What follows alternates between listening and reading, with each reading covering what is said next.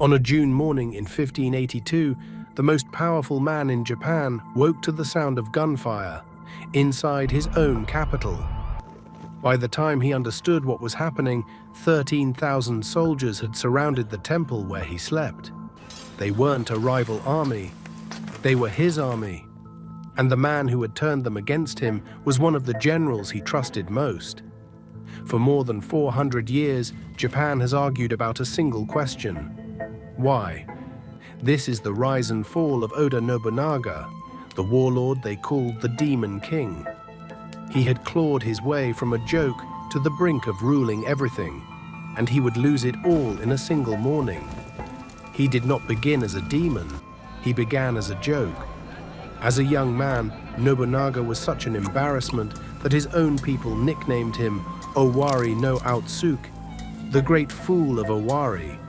He dressed like a vagrant, behaved like a brat, and at his own father's funeral, he walked up to the altar and hurled the ceremonial incense at it. His old tutor was so ashamed that he killed himself in protest, hoping to shock the boy into growing up. It's a tragedy, but here's what almost everyone gets wrong about it. The fool wasn't wasting his youth. He was obsessed with the things no respectable lord cared about: firearms, free trade, and the common people who used both. The fool was paying attention. By his mid-20s, his own relatives had decided he was unfit to rule, and some of them took up arms to replace him. He killed them, his own brother among them, and kept climbing. In 1560, he proved it. A warlord named Imagawa marched on the capital with around 25,000 men. Nobunaga could field maybe 2,000 or 3,000. Everyone expected him to surrender. Instead, he launched a surprise attack on the enemy camp and killed their commander where he stood. Overnight, the joke of Owari became a name the whole country feared. From then on, he moved like a man possessed by a single idea. He stamped it onto his personal seal, Tenka Fubu, all under heaven by force of arms. He would end a century of civil war and rule the whole of Japan.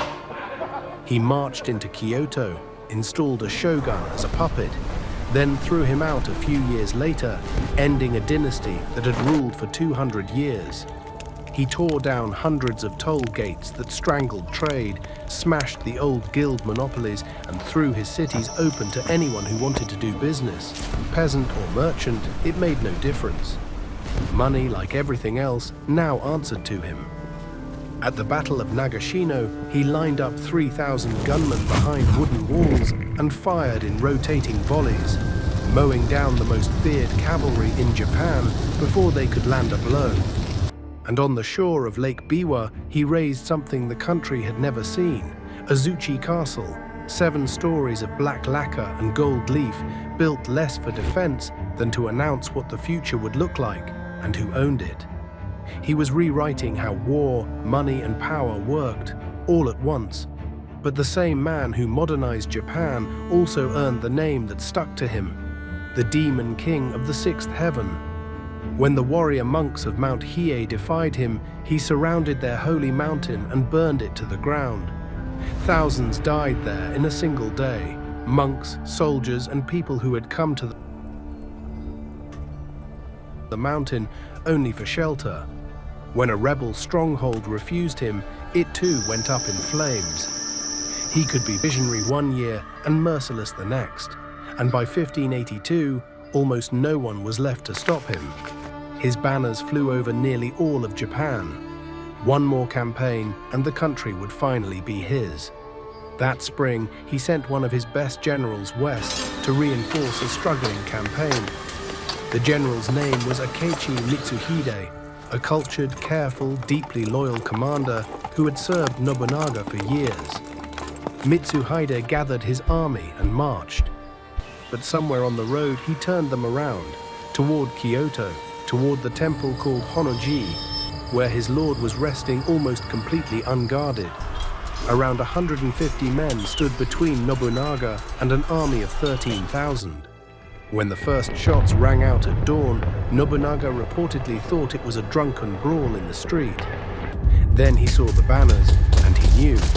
His young page, Mori Ranmaru, fought at his side to the last. The records say he fought until a spear caught him in the arm, then walked into the inner rooms of the burning temple and took his own life the old way.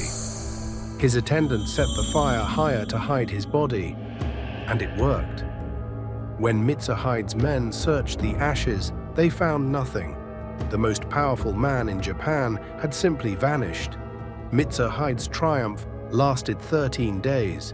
Nobunaga's fastest general raced back, crushed him in a single battle, and the great traitor died in a ditch, killed by bandits as he fled.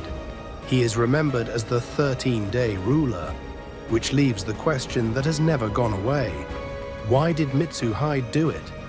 And the honest answer is, we still don't know. Historians have proposed more than 50 separate theories, and new documents keep reshuffling them. Maybe it was raw ambition, a chance at supreme power taken in a moment of weakness. Maybe it was revenge after years of public humiliation by a cruel master. Maybe it was politics, a deal in the south that Nobunaga suddenly tore up, leaving Mitsuhide humiliated in front of the allies he'd promised. Maybe it was a desperate bid to protect the emperor from a man who was beginning to act like a god. Maybe he simply saw his lord unguarded and couldn't stop himself. Most historians now think it was several of these at once, but no one can prove it, and almost certainly no one ever will. The most documented warlord of his age carried his greatest secret into the fire with him. Nobunaga never got to rule the country he nearly conquered. The general who avenged him and the patient rival who outlived them both divided the spoils and finished what he started. The empire he spent his life building would be ruled in the end by everyone except him.